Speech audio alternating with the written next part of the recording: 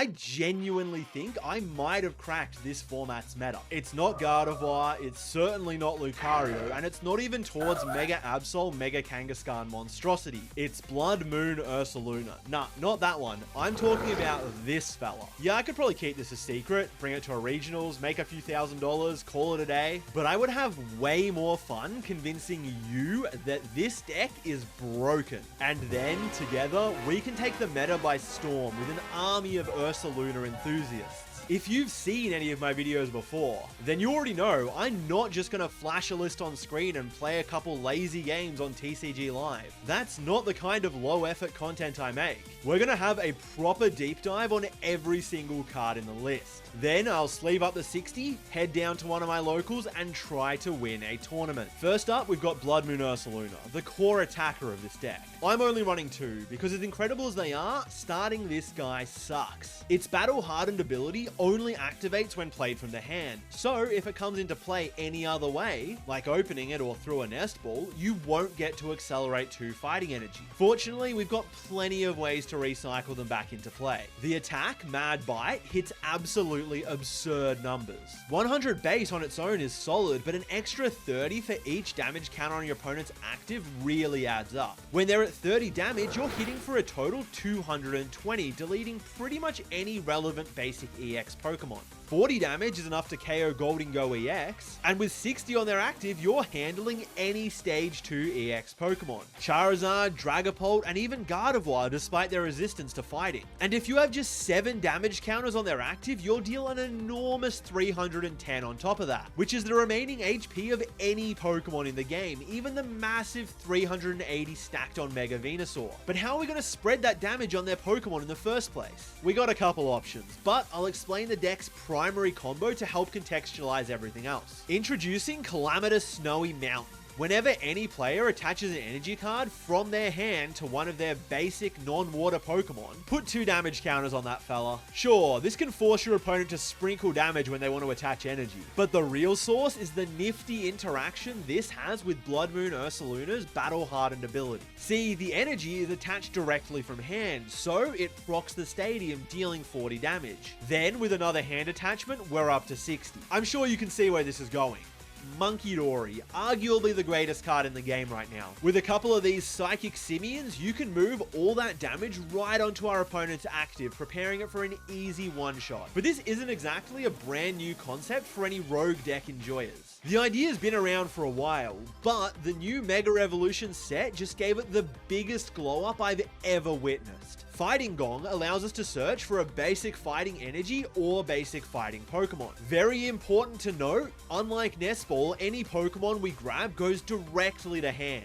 A massive distinction when you realize that Ursaluna's ability only triggers when played from hand. Lacking any good way to search out its main attacker was a big flaw that previously held the deck back. Before this insane enabler got printed, your best method was to just naturally draw it or burn all of your resources on Ultra Balls. Now, if that was the only new support that this spicy strategy received, it would still be an insane buff.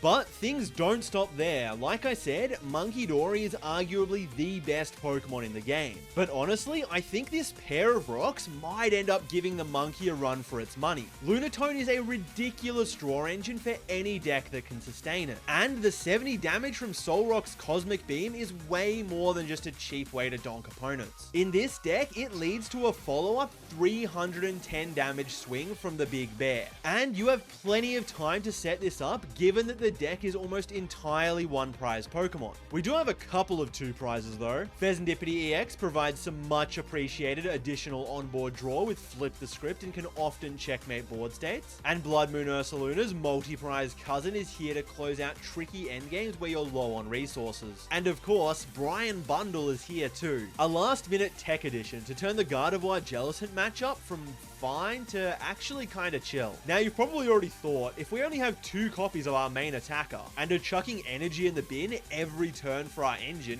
how are we going to sustain all this? 4 Night Stretcher and 2 Energy Retrieval. That should absolutely do the job. These items make the deck feel so insanely smooth, and I almost never run into issues chaining attackers. Plus, with the Cosmic Duo on board, these are all easy outs to additional draw after a late game Iono. So this all sounds great, and well, that's because it is. But it gets even better when you realize just how easily you get set up in all these games. With 4 Fighting Gong and 3 Nest Ball, you should have no trouble benching Soul Rock and Lunatone on turn 1. And that's really all you need to get going. Everything else can come into play later, just start drawing cards with Lunar Cycle as soon as possible. This deck generally opts to go second, so you gain a lot of value for ripping one of the 4 Arvins in the list on turn 1. If you want to go aggressive, Air Balloon almost always enables a turn 1 Soul Rock attack. Or you can take it slower with a TM Turbo Energize. Currently, I've got it cut from the list, but I could absolutely see it coming back in later. There are 3 main justifications for why I chose to go with a heavy Arvin engine. The first is because the deck generally functions as a combo machine.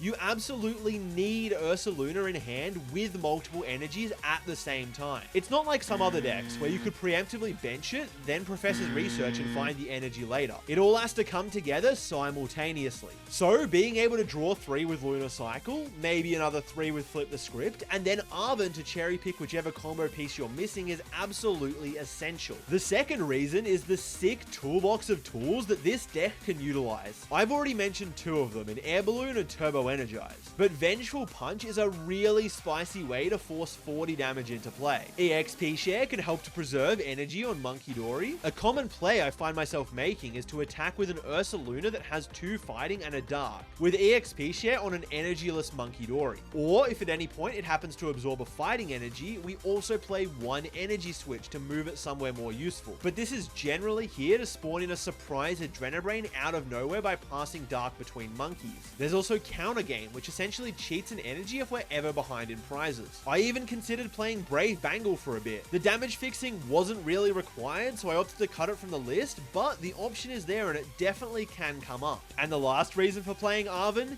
Easily finding the most broken card in our deck, the A-Spec. I actually had 5 different A-Specs I was considering, which is insane. When was the last time a deck had this many viable options? And they all happen to synergize incredibly well with Arvin. Prime Catcher is just generically powerful. It never hurts to have some switching and gusting effects. But I opted to go with 1 Boss's Orders and 1 Switch instead. Vengeful Punch's Big Brother Deluxe Bomb was also a potential option. But I was getting more than enough value out of the punch on its own. The 120 damage seemed a bit overkill. Precious Trolley got some serious consideration. It felt really nice when you got to go second, especially with a TM Turbo Energize. But I didn't like that I kinda had to cut a couple Nest Balls for it, and it made the deck feel a lot worse when you had to go first. If you do want to play it yourself, I'd recommend cutting 2 Nest Balls for an extra Calamitous Snowy Mountain and a TM Turbo Energize. The A-Spec I tested for the longest time that I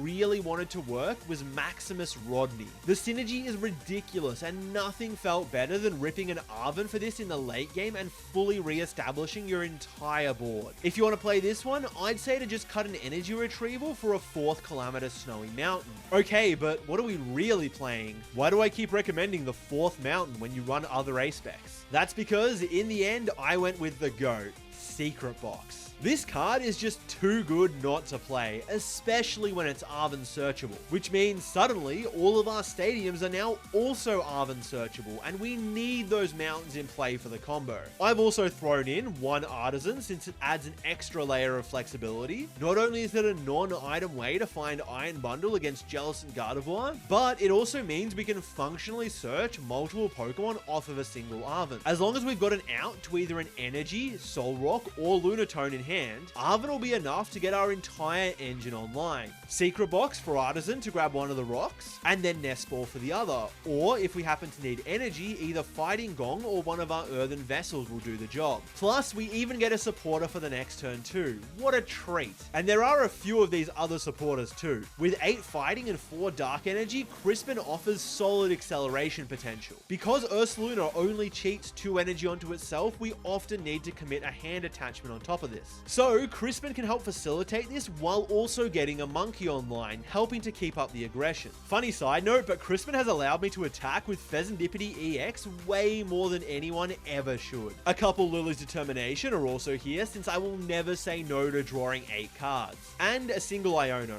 Because we don't play research, we aren't actually discarding many cards. So Iono can often be held until a crucial late game play. Alternatively, you can just use it to draw 6 if you're stuck at the start of a game. Seems good. Lastly, a single Pokegear 3.0, and it's here mostly for vibes. But actually, this has come up a lot more than I first thought it would. I had a fair few hands where I already had everything I needed on a given turn, and would just Arven for Pokegear to increase my odds of a big Crispin, Boss, or Iono play on the following turn. So that's the whole deck, and honestly, it's a work of art. But how does it fare against the most popular meta strategies? Well, it absolutely destroys all of the 2-prize beat sticks like Raging Bolt, Goldingo, and Ceruledge. Your ability to efficiently uptrade makes these borderline unlosable matchups. And honestly, the evolving decks like Charizard, Dragapult, and Grimmsnarl are all super manageable as well. Solrock can put a ton of pressure on in the early game, and you're still able to hit those big numbers to close things out. I will say though, Gardevoir can be a bit tough, particularly when you have to deal with Jellicent and Screamtail. It's a big part of why I chose to go with the Brian Bundle tech, and if you want to take it even further, Shaman could probably help out too. The only other serious concern is dealing with a few of the controlling strategies like Retreat Locking or Cornerstone Ogerpon. But if you really don't want to lose to these, you can definitely play some hard techs. Maybe a Petron EX for some infinite switching, or I don't know, this Koraidon EX as a way through Cornerstone Ogerpon. Anyway, with the list all sorted, it was time to try and win that tournament. Now, this isn't just your average weeknight locals where no one takes it that seriously and you only get a few packs for playing. Nah, this is Troll Oz's weekly Premier League, where the winner gets $125 in store credit. So there are some actual stakes and some real incentive to try and win. Get keen, because there are going to be 3 full best of 3 rounds. Let's get straight into it. First up, and I'm against a Gardevoir. Not what I wanted to see. Unfortunately, I've got to go first, but this is a really solid start. Solrock in the active, plus I can immediately get a Munkidori and Lunatone benched. Draw a few more cards, and I gotta point out, there really aren't many viable turn 1 draw options right now, other than fully discarding your hand with Squawkabilly or Carmine. So being able to immediately see 3 more cards with your standard engine is really helpful. I load up a Dark on Munkidori and just pass it over. And then my opponent goes Attach Pass. Yep, that's game. But like I said, this is a proper best of 3 set, and there is no way I'll get that lucky again. Once more, he chooses to go second, and this time my start is nowhere near as strong. If I was the one going second, like is usually the goal, this would actually be pretty solid with a nice Arven for Secret Box. But in this case, I just choose to bench and start loading up energy onto Pheasantipity, absolutely terrified of a potential Frillish item lock. Thankfully, he doesn't go for that line, and instead evolves up to Jellicent and Curlier, which is also an extremely powerful opener. But at least I have access to items for 1 more turn. This is exactly what I need. Arven grabs me Secret Box, which gets me Artisan for Lunatone, Earthen Vessel for some fighting energy, and a Crispin for next turn because I'm pretty behind on my energy attachments. After a Lunar Cycle for 3, I just end things off by attaching to Munkidori, since punching with Solrock really wouldn't do anything here. In fact, I think it would be actively detrimental. While my board is looking a lot healthier now, it really doesn't compare to Curlier, Gardevoir, a couple Munkidoris, and a Jellicent that'll keep me item locked as long as it's in the active, which also easily KOs my Solrock after a 30 damage Adrenabrain. Yeah, this position is not great, but I think I can work with it. My first instinct is to just immediately Artisan for Iron Bundle and regain access to my precious items. But that doesn't exactly sound like a winning line. And actually, looking at this hand, if I just get access to Blood Moon Ursaluna, I can Artisan for a second Munkidori and absolutely pop off. So I decide to start things off with Flip the Script, see what I get, and play it from there. That's what I was looking for, and I drew into Munkidori as well. So as a cherry on top, I get to Artisan another Solrock right back into play. Calamitous Snowy Mountain, Blood Moon Ursaluna to accelerate 2 fighting energy and 40 damage, bench Munkidori, Crispin for a couple energy and slam the Dark straight onto our fresh Monkey, and then hand attach that fighting straight onto Ursaluna for another 20 damage. Now all I have to do is move 60 onto Jellicent with double Monkey Dory, and even with Jellicent's resistance to fighting, that is more than enough total damage to KO it. This deck absolutely cooks. He responds with Roaring Scream to KO one of my benched apes, but with Jellicent out of the picture and no backup Frillish on the bench, I am feeling a lot better about this game. I decide to keep it simple and just establish Solrock as a backup attacker, then take a KO with Ursaluna. Importantly, I stick a Vengeful Punch on it in case he does have to knock out my active or tries to go for some kind of Mega Gardevoir play, considering that's one of the only fellas in the entire game that can survive a Mad Bite with 60 damage counters. But if you throw in a Vengeful Punch and a couple Monkey Dories on top of that, even 360 HP plus resistance won't be enough. However, my opponent doesn't go for either of those options. In fact, they don't even take a KO, instead opting to use Mind Bend to confuse my Ursaluna. This is actually a really powerful line in the matchup. Due to its hefty 4 retreat cost, even if I do get the bear out of the active, it won't have any energy left, and probably won't ever be able to get it back, seeing as I can't reuse the battle hardened ability. So I can either take a coin flip that will almost definitely result in me losing if it's a Tails, or I could whip out my tech card for this exact situation. I just need to find an Arven off of this Pokegear. Oh, there it is, and that's the exact card I want to use it for. Yeah, it's nothing spicy, just that single copy and switch that I don't instantly fold to confusion. I set up that second Monkey Dory with its very own Dark Energy, then switch out to Solrock, who easily takes the KO after moving 40 damage. I could have healed for a full 60, but I actually want to keep as much damage as possible on my side of the board. At this point, my opponent is way too far behind and has no chance at prize racing me. So they have to continue going for some cheeky alternative lines. This time, mind bending my Solrock to force off another energy if I want to take a guaranteed KO. However, since I still have Fez in play, I feel pretty comfortable giving him the option to remove my only attacker in Ursaluna. Also, I could have just won on the spot if I'd found boss's orders, but we do only play one, so I settle for a simple retreat into Ursaluna, paired with a couple of Adrenabrains to go down to my final prize. While that may look like a secret box, he doesn't actually have enough cards in hand to play it and has to research everything away. It's unfortunate he wasn't able to find Iono at this point. I would have loved a bit of a closer ending. He does find a counter catcher for my Pheasantipity and swings with Gardevoir to try and trap it in the active, but I've still got a ton of fighting energy left to retreat it, and Psychic Embrace has already added the extra 60 damage that I needed to reach the KO. Perfect. A nice win in round 1 against a matchup I was pretty scared of is a perfect confidence booster for this deck. Let's see if I can keep it up. Next round, I'm paired against a Ceruledge player. This deck has been getting a ton of hype since the new set dropped, because just like mine, it received a massive buff from the new pair of rocks. But this is exactly the kind of matchup that I want to see. My hard-hitting single prize deck trades incredibly favorably, and they don't really have any hand disruption to stop me from chaining attacks. He opts to go first and has an absolutely explosive start, setting up all the Pokemon he needs, ripping a Carmine, then a Squawkabilly EX, and then finishing off with a Lunar Cycle to see like 14 total extra cards on turn 1.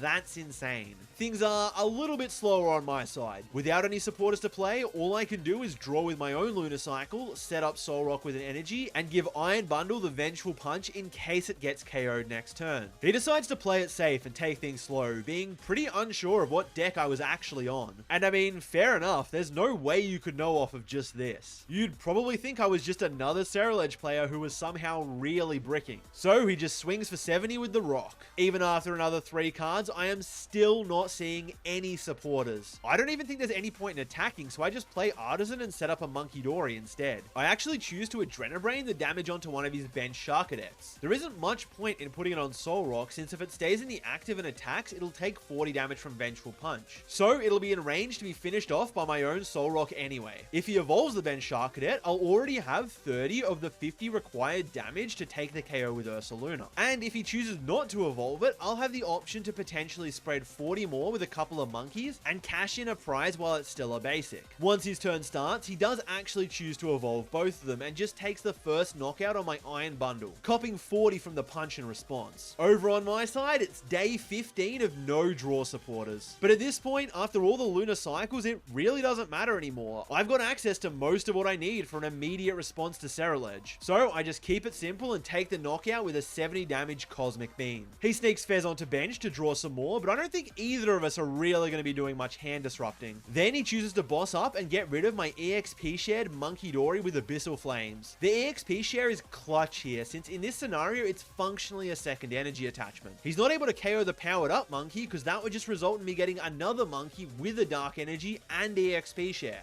Now with a full HP Ceruledge in the active that I need to answer, it's time to cook. I start with energy retrieval for a couple fighting energy to get some lunar cycle draw and see what I have to work with. I just need Crispin, Arven, or an energy switch and I'll have the full double monkey combo. Alright, now we're good to go. Calamitous Snowy Mountain, Blood Moon Ursaluna to accelerate 2 energy and 40 damage. Just watch how many of these cards he has to double check the effect of. I absolutely love playing rogue decks. And if you're a fan of these strategies and completely cooking your opponent with cards they've never seen before, then you should definitely subscribe to the channel. Crispin to accelerate a Dark to the second Monkey Dory and another fighting energy to finish powering up Ursaluna. Importantly, I make sure to only move 50 of the 60 damage, just in case the bear survives. I want as much damage on my board as possible. And that's the KO. So you can probably tell by now, but it really doesn't matter how many cards my opponent draws here. I can just easily keep up trading and win off of the board as long as I continue to chain attackers. All he can really do is announce attacks and hope I whiff. I do make sure to preemptively bench Pheasantipity just in case there's a cheeky Iona to 1 coming my way. Then all I need to do is re-establish Ursaluna, move 20 onto the active, bring it up to 50, and another 30 onto the bench Sharkadet, because why not? And then smacking with another 250 damage Mad Bite going down to my last prize. My opponent sets up one last attacker by hand attaching, then evolving. And I decide to help them out here. They actually really appreciated the learning moment. I don't want even more of an unfair advantage because they haven't read my cards before. See, the mountain only affects basic non-water Pokemon, so if you make sure to evolve before hand attaching, you won't take that extra 20 damage. Even still, all he can do is announce an attack and pray that I don't have more Ursalunas lined up. But Arven for Vessel grabs me the energy I need, and yet another Night Stretcher returns the bear to my hand. By now, he's got a hang of the combo and realizes that's more than enough for the win. Hopefully, game 2 can be just as smooth for me. My opponent is once again going first, but without any Squawkabilly or Carmine, their start is much less explosive. No, you can't leave that Sharkadet in the active. Absolutely no respect for my ability to attack on turn 1. I would have had it regardless, but the raw secret box is absolutely disgusting. Artisan for Solrock, which will unfortunately give him another Sharkadet, but at this point, that's fine. Air Balloon for free retreat, Fighting Gong for flexibility, and Boss's Orders in case I want to gust something up later. I don't really need anything else this turn, so Crispin to cheat an extra energy onto Monkey Dory sounds best. And then an easy KO on their only real potential attacker.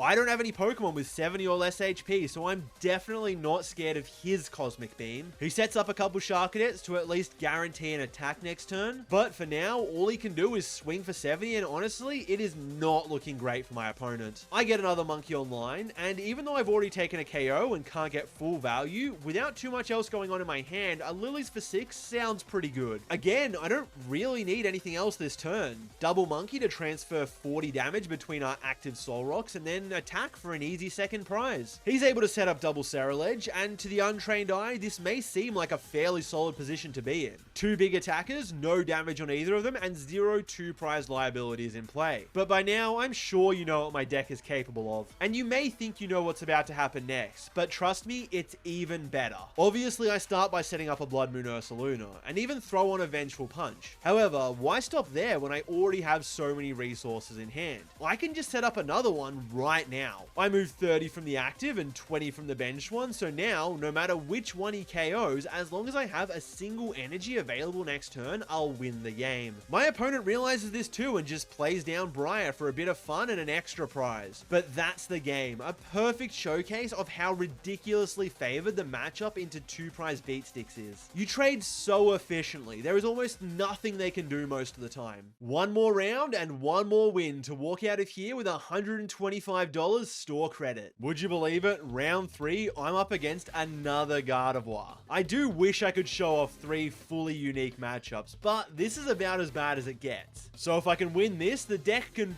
pretty much do anything. Unfortunately, I've got to go first, and with this hand, I really wish I didn't have to. There's a choice to either gong for Lunatone or for energy. I opt for the latter, since getting ahead on hand attachments is key in this matchup, and I've got an Arven in hand to sustain my next couple of turns. In hindsight though, if I'd known that they were playing the jelly version of Gardevoir, which you should probably just expect by default now, I really should have grabbed Lunatone in preparation for getting item locked. But maybe I'm just the luckiest player on the planet today, because after ripping a nest ball, he quickly flashes his prize cards and both of the Frillish are there. Disgusting. Although he still sets up and Lily's into Secret Box, so you really can't complain that much. I'm able to Artisan for Lunatone, then Vessel for a Fighting and a Dark Energy. I could have used Crispin instead, but I don't have any use for the acceleration on this turn, and it'll probably be relevant later as I'm expecting a ton of pressure on my monkeys this game. I slap a couple tools on my rocks and just hit for 70. I do wish I was attacking into something else, but this is absolutely manageable. Over on his side, another Lilies for 8. This card is absurd. And speaking of absolutely broken new cards, that's a Mysterious Garden. Discard an energy, draw up to 6. Who printed these? However, despite all this draw, there isn't a Candy Guardy combo in hand, so I'm safe for now. Even after a Lunar Cycle, I'm still not particularly excited about my hand. But one upside of not taking a KO last turn is the ability to Lilies for 8.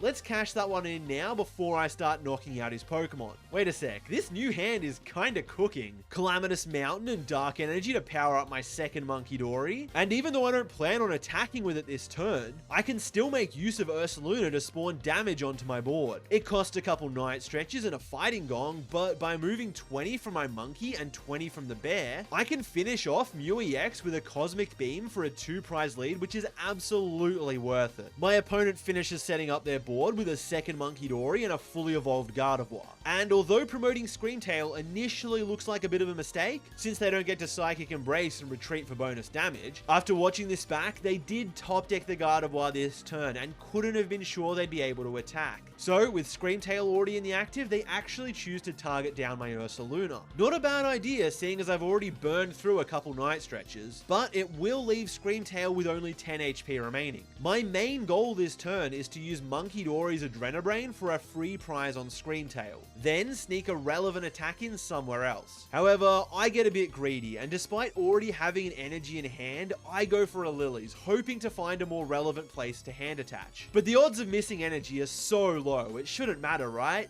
And I whiff. I probably should have left things as is and just attacked, but I was so tunnel visioned on KOing Screamtail with Adrenabrain that I benched Fezandipity to keep drawing. It does find me the energy retrieval, but now I'm getting punished for that third Munkidori and I'm completely bench locked out of preloading an Ursaluna. At least I'm able to KO Screamtail and get a relevant 70 onto Munkidori, but now he's able to counter catcher up my Fez and Iono me down to a 3-card hand, which is looking really underwhelming. Giving up 2 free prizes was already bad enough, and on top of that, I'm low on stretches, so getting back Fez for the extra draw will be a real challenge. They also prioritized healing up the active Gardevoir, and while this does leave Munkidori with only 20 HP, it was probably the right call. If they hadn't, I actually could have gotten the KO with Blood Moon Ursaluna EX this turn. I do start things off by collecting my free prize on the heavily damaged Monkey. However, the extra card doesn't unbrick me, and the only way to see more cards is by playing Crispin for a Fighting Energy to fuel Lunatone. Even though I don't need it, I also grab the last Dark Energy from my deck to thin it out. Unfortunately, Crispin's acceleration effect is mandatory if you grab both energy, so I've got to attach that Dark somewhere.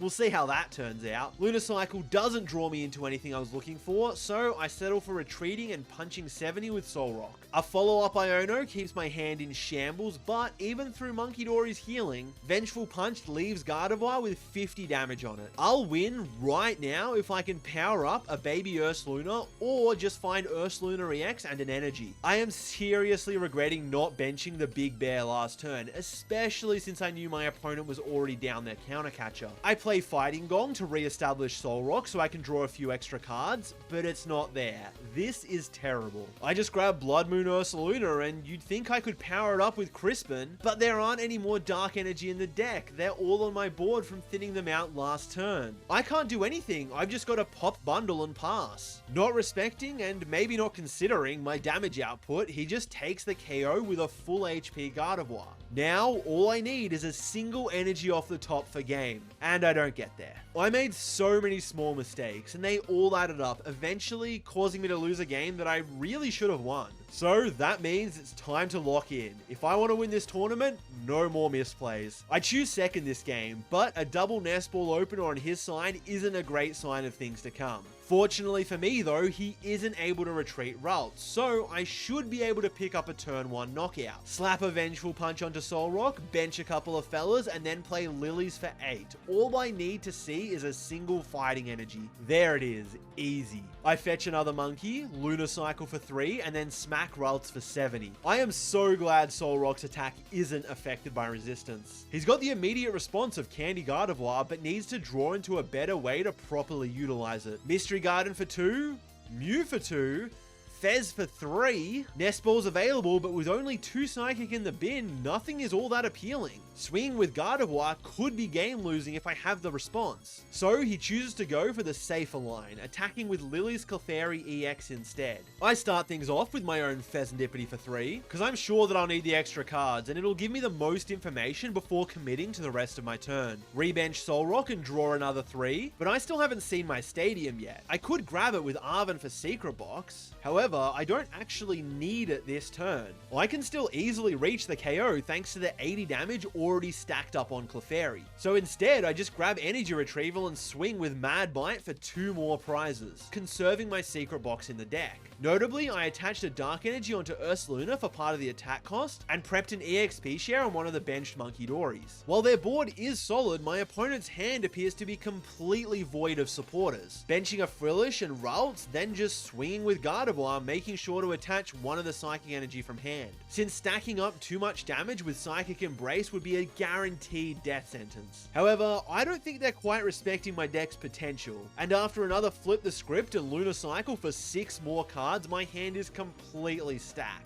And I can just rip Arven for Secret Box to find the last remaining combo pieces. Slam Calamitous Snowy Mountain, stack 3 energy onto Ursaluna, and then double dip on Monkeydory using Energy Switch to move 40 of that damage onto Gardevoir. Going down to my last prize card, and I am really not all that worried about Iono, seeing as I've got Fezandipity in play. He does set up Jellicent, but without a backup Gardevoir, all he can do is hand attach to it and Iono me down to 1, which is still pretty solid considering I won't have access to my items or tools. A counter catcher on my Fez makes this even more painful because now I've got to find a raw energy to retreat as well. But my next draw is a Dark Energy, easy top deck. I retreat into Ursaluna and mess up my maths because for some reason I thought I had 2 Monkeydory available. To be fair, it was like 10 PM on a weeknight, give me a break. It's fine though, this math doesn't actually end up being relevant, and if anything, it hurts me. With no other way to move Jellicent out of the active, they have to Turo it up. See, I told you it didn't matter. Just praying that I can't KO their active Mew EX, and because I'm bench locked and would need 30 damage in play to do so, I actually can't. Best move I can make is to set up Solrock, move some damage onto Mew, and swing as hard as I can. He responds by evolving up Jelly and Ionoing me back down to 1, but at this point, I really can't see a way back into this game for my opponent. I don't need to do anything else other than swing for 70. It does take him a second, but soon he realizes that this is a complete checkmate situation. Not even Monkeydory's Adrenabrain can help since he isn't going to be taking any KOs, and I'll just move the damage right back onto Jelly. I played well and managed to clutch up game 2 in a legitimately tricky matchup. However, unfortunately, those games took a while and we didn't have time for a third, ending up with a tie. But I have some good news for all the Tim Danklin believers. Even though we both ended up with a record of 2 wins, 0 losses and a tie, my resistance was way better and I ended up taking down the whole tournament with my funny Blood Moon Ursaluna deck. Plus, I'm not going to complain about all that store credit. I seriously hope that watching through this whole video helped convince you how cool this deck is. And maybe you consider genuinely giving it a shot yourself. I'd love to hear how you go with it. And since, you did make it through the entire video, you probably also enjoy listening to me yapping. It might be worth checking out some of the bonus content I've got for my YouTube channel members and Patreon supporters. Cheers, fellas.